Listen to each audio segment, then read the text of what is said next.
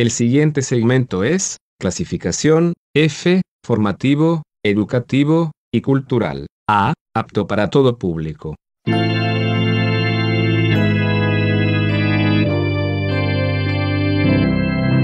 Bienvenido a Hora de Estudio Bíblico con nuestro maestro el Dr.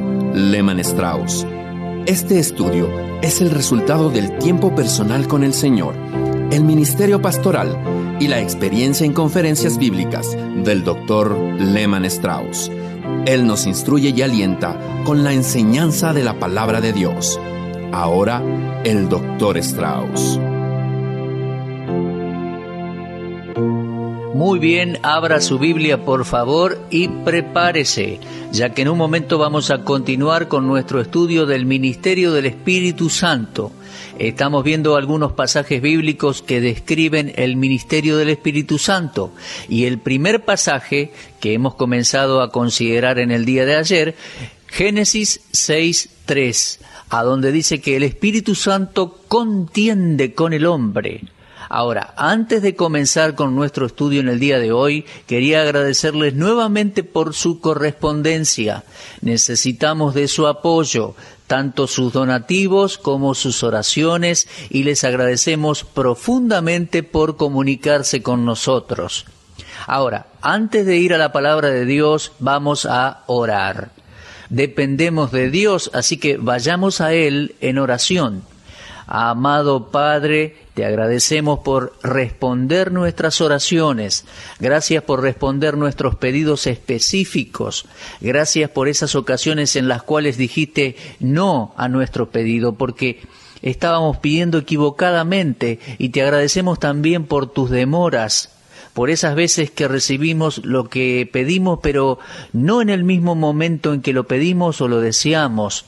Gracias por tu interés por cada uno de nosotros. Señor, queremos ser fieles a ti.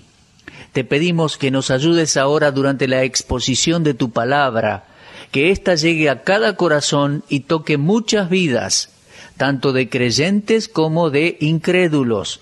Que tu misericordia se extienda en este día a aquellos que están enfermos. Gracias por el privilegio de compartir el ministerio de la palabra con estas personas a través de la radio. Te pedimos que animes a tales personas y llenes sus corazones de gozo, que ellos puedan confiar en ti cada día más al escuchar tu palabra. Bendice tus verdades en el corazón de cada oyente. Te lo pedimos en el nombre del Señor Jesús. Amén. Muy bien, aún estamos allí lidiando con el primer verbo de Génesis 6:3. Dice, no contenderá mi espíritu con el hombre para siempre, que es a donde dejamos en nuestro último estudio. Estaba por mencionar que el Espíritu Santo mora en cada creyente cuando me vino a la cabeza la siguiente pregunta. ¿A dónde está el Espíritu Santo en la actualidad? Sabemos que Él es omnipresente, lo que significa que está presente en todos lados, pero de una manera muy especial, el Espíritu Santo mora en la Iglesia, el cuerpo de Cristo, y en cada cristiano individualmente. Primera de Corintios 3:16 dice, ¿no sabéis que sois templo de Dios y que el Espíritu de Dios mora en vosotros? Ahora bien, si nuestra labor, nuestros esfuerzos no dan resultados, la culpa no es del Espíritu Santo. Posiblemente lo hemos contristado, como dice Efesios 4:30. No contristéis al Espíritu Santo de Dios. O tal vez lo hemos apagado, como dice Primera Tesalonicenses 5:19. No apaguéis al Espíritu. En el día de Pentecostés, Pedro predicó un sermón y se añadieron cerca de 3,000 almas a la iglesia. Lo leemos allí en Hechos 2:41. Pero no le podemos dar el mérito a Pedro. Estoy seguro que alguien dijo, Pedro era más que un excelente predicador, miren los resultados que tenía. No es así, mis amigos, los resultados no son de Pedro. De haber un comité que escogiera predicadores para el día de Pentecostés, mire, Pedro hubiera sido el último en ser elegido para dar el sermón. Pedro no era popular entre los discípulos, él era el vocero, eso es cierto, pero cada vez que abría la boca metía la pata. Podemos ver que insultó incluso una vez, mintió en otra ocasión y dejaba ver su poco temple y su poco juicio en otras oportunidades. Mire, Pedro no habría sido el candidato para predicar en el día de Pentecostés, pero Dios lo eligió para que lo haga. Ahora, otra pregunta, ¿de dónde vienen entonces los resultados? No fueron por Pedro. Si bien es verdad, Pedro predicó. Se trataba de un sermón bíblico y cristocéntrico. La clave está en el capítulo 2, versículo 4. Dice que todos fueron llenos del Espíritu Santo. Cada uno de esos creyentes en el aposento alto estaba controlado por el Espíritu Santo. Cuando un hombre de Dios, controlado por el Espíritu de Dios, se pone a predicar a una audiencia de personas controladas por el Espíritu, algo tiene que suceder. Tiene que haber resultados. Mis queridos oyentes, cuando los creyentes dejan de pecar y le dan su lugar al Espíritu Santo en sus corazones, podemos esperar que Él utilice nuestros esfuerzos para convencer a los incrédulos. Un libro puede apetecer a la mente del lector. Un predicador puede conmover las emociones del auditorio, pero el único que salva es el Espíritu Santo de Dios, que lucha con el espíritu humano y la conciencia para convencer al ser humano de pecado. No existe una explicación humana para describir la obra del Espíritu Santo en la conciencia de las personas, al traer convicción al alma, al preparar al individuo para la salvación. Una de las cosas que sí podemos estar seguros es que antes de que el Espíritu Santo pudiera convencer al mundo de pecado, debía venir primero a morar en los creyentes e instruirlos. La primera promesa del Consolador es: cuando venga, estará con vosotros para siempre. Puesto de otra manera, podemos decirlo así: la venida del Espíritu a la vida del creyente es el comienzo de su obra. Luego Él nos enseña, luego nos utiliza como instrumentos para esparcir el Evangelio hasta los confines de la tierra y hacer conocer la verdad por todo lugar. Él puede hacer la obra y decide hacerla. Él mora en nosotros y debe obrar en nosotros como individuos y en la asamblea local como conjunto. Mire, no existe una muestra más convincente del poder del Espíritu Santo que un cristiano bajo su control, una persona que no trata de promoverse a sí misma, que no tiene un interés monetario, sino que busca hacer la voluntad de Dios para poder ser de bendición a la mayor cantidad de personas. Pero la verdad es que Dios no mantiene este ministerio perpetuamente. Él dijo en los días de Noé: no contenderá mi espíritu con el hombre para siempre. Y llegó un día en la época de Noé en el cual Dios se rehusó a tolerar el pecado y trajo el juicio a través del diluvio. Y mi amigo, llegará un día en la dispensación actual en la cual Dios dirá: no contenderá mi espíritu ya más con el hombre. Mire, una persona sabia es alguien que busca a Dios mientras éste puede ser hallado.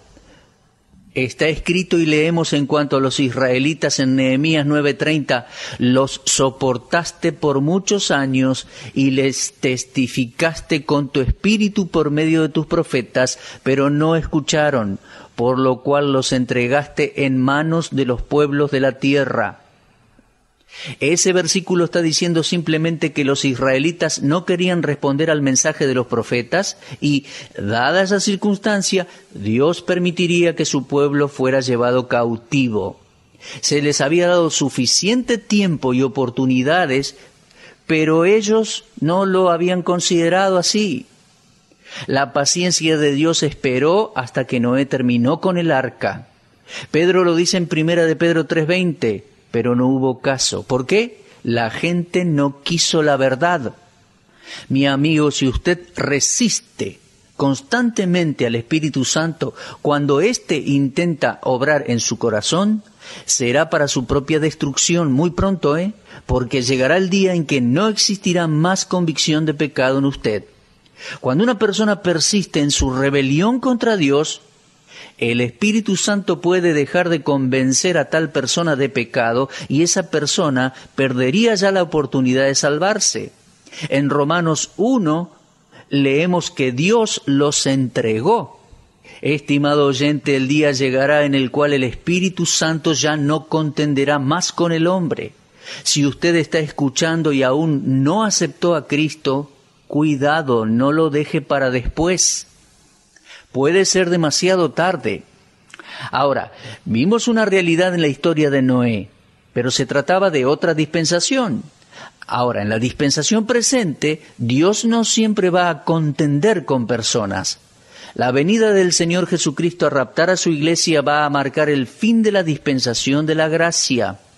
Cuando este período de tiempo se acabe, mis amigos, cuando Cristo regrese para llevarse a su iglesia, no habrá más oportunidad para aquellos que escucharon el Evangelio y lo rechazaron.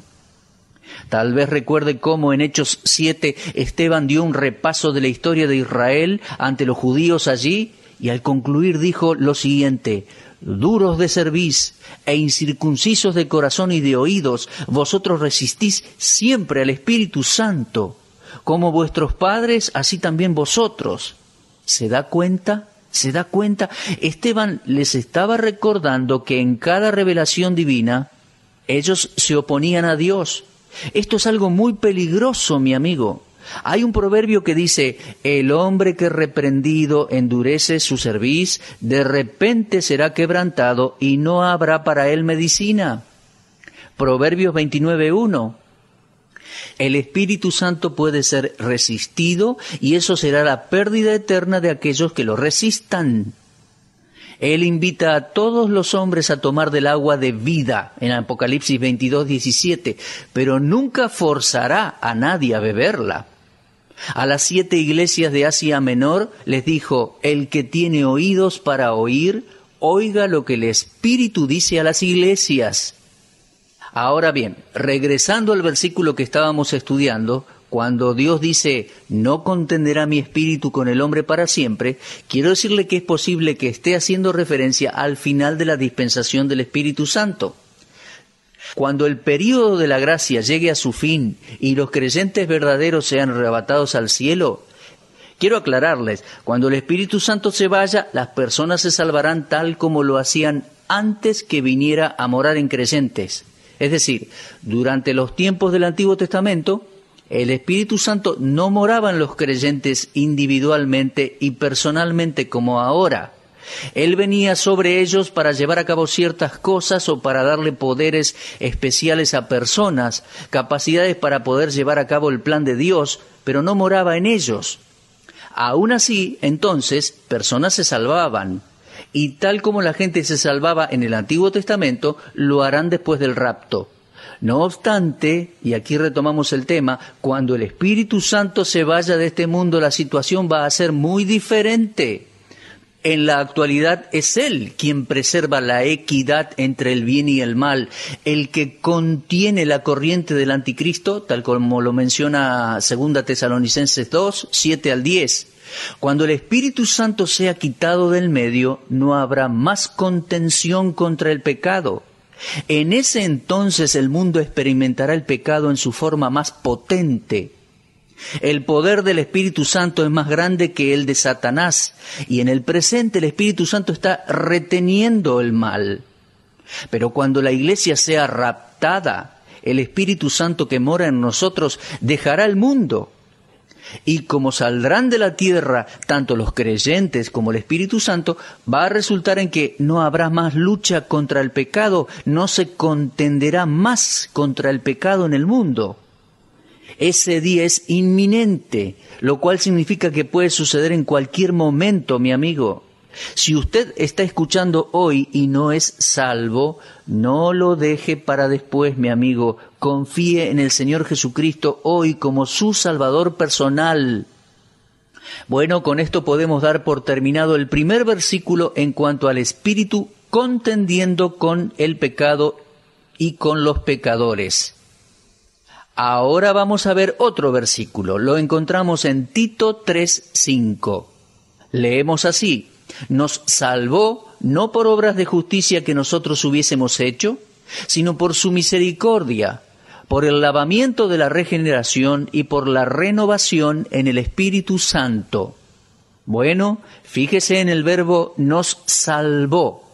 ¿Cómo nos salvó? Por la regeneración y por la renovación en el Espíritu Santo. El propósito del Espíritu al contender es el de salvar.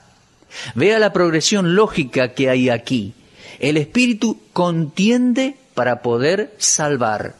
Recuerde que nunca hay salvación si no hay una lucha y un convencimiento por parte del Espíritu Santo. Solo el Espíritu de Dios salva y no un predicador.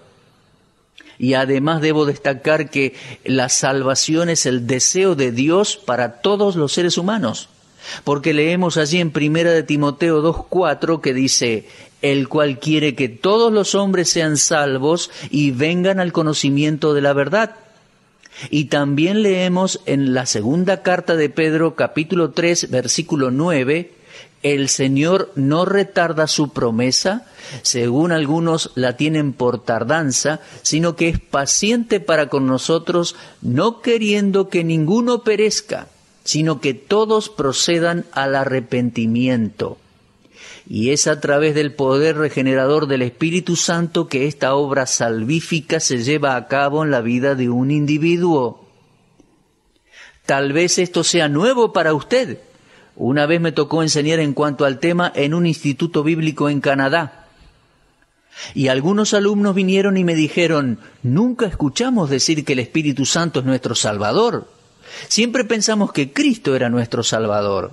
Bueno, es que lo es. Es que todas las personas de la Trinidad entraron en actividad en el momento en que usted fue salvo. Cristo es nuestro Salvador. Mateo 1:21 dice, y dará a luz un hijo, y llamarás su nombre Jesús, porque él salvará a su pueblo de sus pecados. Y en Tito 3:5 encontramos que el Espíritu Santo es llamado nuestro Salvador, ya que las tres personas de la Trinidad entraron en acción para salvar nuestras almas, para salvar a los pecadores. Ahora bien, el plan de salvación no se podría haber llevado a cabo sin la obra redentora de Cristo en la cruz y su resurrección corporal de la muerte. Pero el hecho de que Cristo murió y resucitó no es suficiente para salvar a una persona. La obra de redención debe aplicarse a cada pecador y esto es tarea del Espíritu Santo, es su ministerio. Él comienza esa obra contendiendo contra el pecado, convenciendo de pecado al pecador, y luego cuando el corazón del pecador responde por la fe a la palabra de Dios, el Espíritu regenera el corazón de esa persona. Tanto la obra de Cristo como la obra del Espíritu Santo en la salvación fueron profetizadas en el Antiguo Testamento. La obra de Cristo fue profetizada en pasajes como Isaías 53, y eso es esencial para la salvación.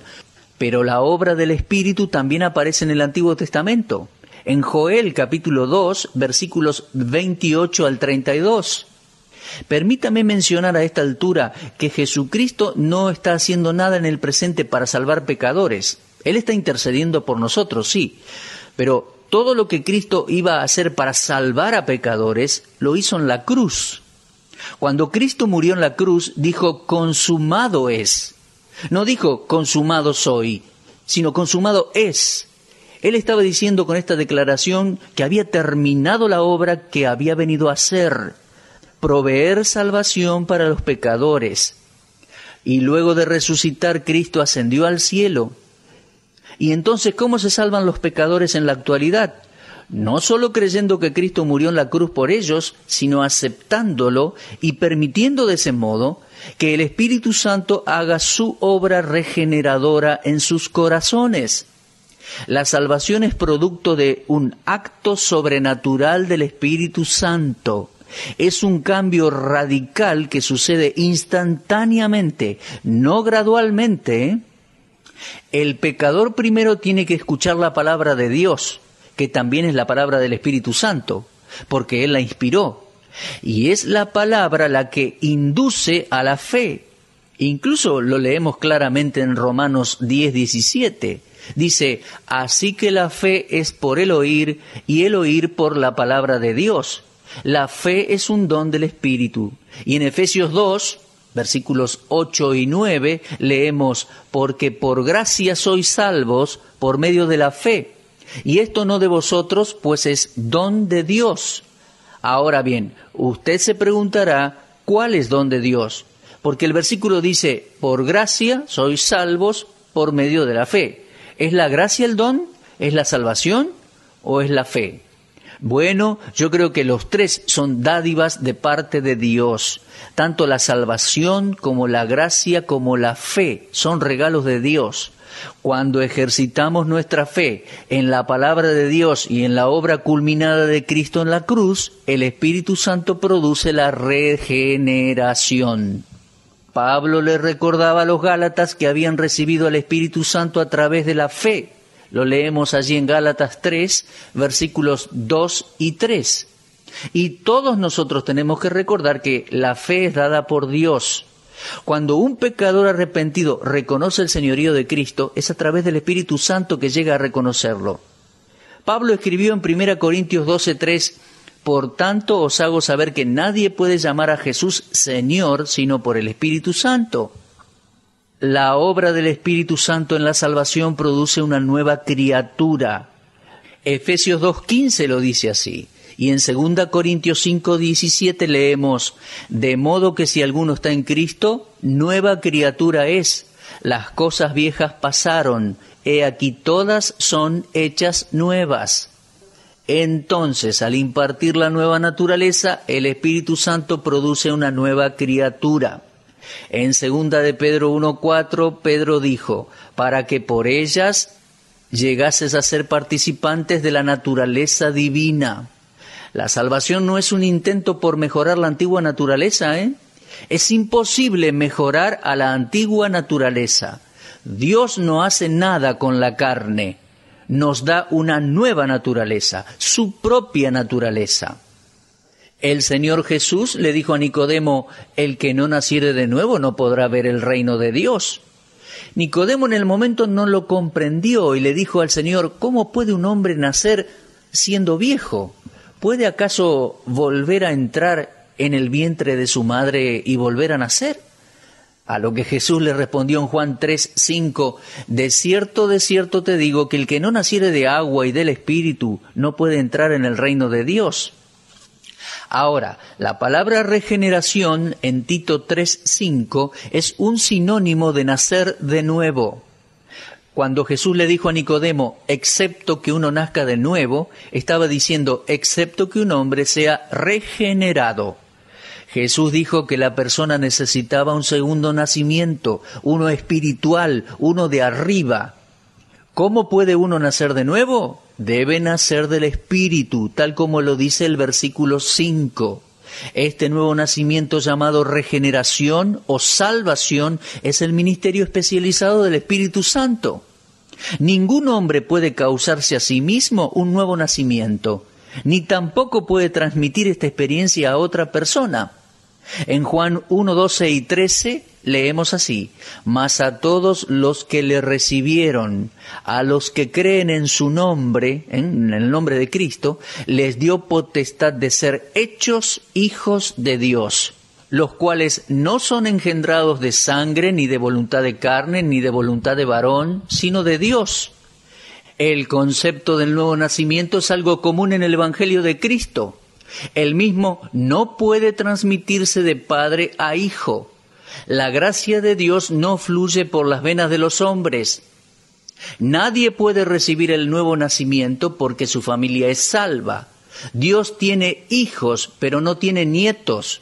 Acuérdese de eso. Dios no es un abuelo en las Escrituras, sino que es un padre. Y es un padre a aquellos que nacieron en su familia. La regeneración es llevada a cabo por el Espíritu Santo empleando y aplicando la palabra de Dios al corazón del pecador. La Biblia habla de regeneración como una transición de la muerte a la vida.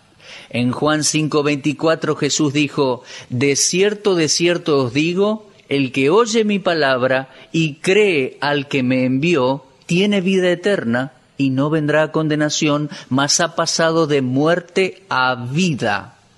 En el momento en que uno cree en Dios, en la palabra de Dios, en Jesucristo, y por medio del Espíritu Santo lo hace, pasa de muerte espiritual a vida espiritual. El hombre inconverso es descrito como muerto en sus delitos y pecados. En Efesios 2:1, ¿acaso puede una persona muerta dar vida? No, es aquí donde el Espíritu Santo entra en escena. Por eso en Romanos 8:2 se le llama el Espíritu de vida. En Romanos 8:10 se nos dice que el Espíritu es vida. Y leemos en 2 Corintios 3:6 que el Espíritu vivifica. Se trata de la vida de Dios, la cual Él comparte con todos los que creen y le reciben. Si se pretende cambiar las acciones del hombre, entonces hay que cambiar la fuente de esas acciones. El corazón del hombre es corrupto. Lo dice Jeremías 17:9. Engañoso es el corazón más que todas las cosas y perverso. ¿Quién lo conocerá? Es como un manantial turbio que nunca puede producir agua limpia. El corazón del inconverso no puede producir para su salvación. Se necesita un nuevo corazón, una nueva vida. Esa vida es la vida que el Espíritu Santo da. Es la obra salvífica del Espíritu Santo de Dios. Lo leímos claramente. Nos salvó, no por obras de justicia que nosotros hubiéramos hecho, sino por su misericordia, por el lavamiento de la regeneración y por la renovación en el Espíritu Santo. Estimado oyente, ¿usted nació de nuevo? ¿Es usted salvo? Mire, de no ser así, mi amigo, crea en el Señor Jesucristo y será salvo. Pero medite en esto, es fundamental. Nada hay más importante para su vida. Bueno, vamos a continuar con nuestro estudio en la próxima transmisión. Dios mediante será a la misma hora y en esta misma emisora radial. Muchas gracias por haber estado con nosotros y será hasta entonces, si Dios quiere. Usted estuvo escuchando Hora de Estudio Bíblico con el maestro el doctor Lehmann Strauss. Si desea escuchar una vez más este mensaje, visite nuestra página en la internet www.bbnradio.org. Le dejamos la invitación para que el día de mañana nos acompañe aquí, en este mismo horario y punto del dial. Hora de Estudio Bíblico es una producción de BBN.